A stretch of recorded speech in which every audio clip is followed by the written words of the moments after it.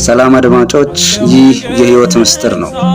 የህይወት ምስጢር ሰዎች በይዘት በካልኩሌሽን የሚያዘጋጁልን ወይም የሚያስቀምጡልን ሳይሆን እኛ በምንኖርበት በህይወት ውጣ ውረድ ውስጥ በከፍታም በዝቅታም የኖርነውን ህይወት ለዓለም ጽፈን መልእክት አስተላልፈን የምናሳልፋት የህይወት ጉዞ ነች።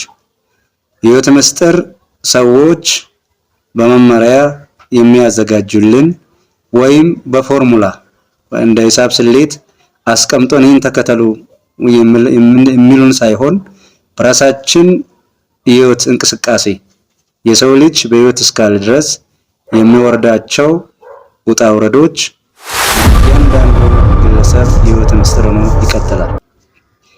የህይወት ምስጢር እኛ ለዓለም ባበረከትነው አስተዋጽኦ ልክ የሚገለጽ እንጂ ሰዎች በሚያዘጋጁት መመሪያ ወይም ሂሳብ ስሌት የሚገለጽ አይደለም።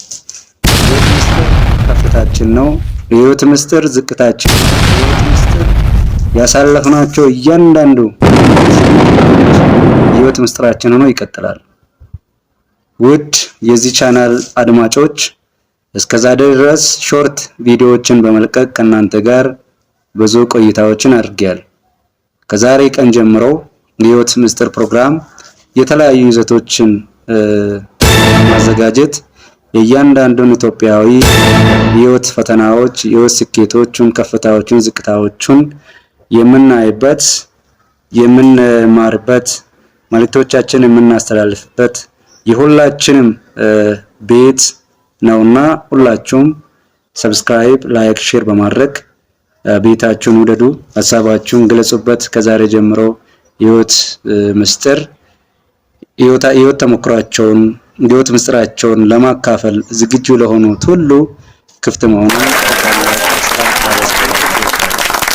የህይወት ምስጢር እኛ የኖርነው እኛ የተገበርነው እያንዳንዱ የዕለት ዕለት እንቅስቃሴያችን ነው እንጂ በዲፊኒሽን ወይም በትርጉም እንዲህ ናት ብለን የምንገልጻት ሳይሆን የህይወት ትርጉምን ኖረን የምንገልጸውና የኖርነው ነው።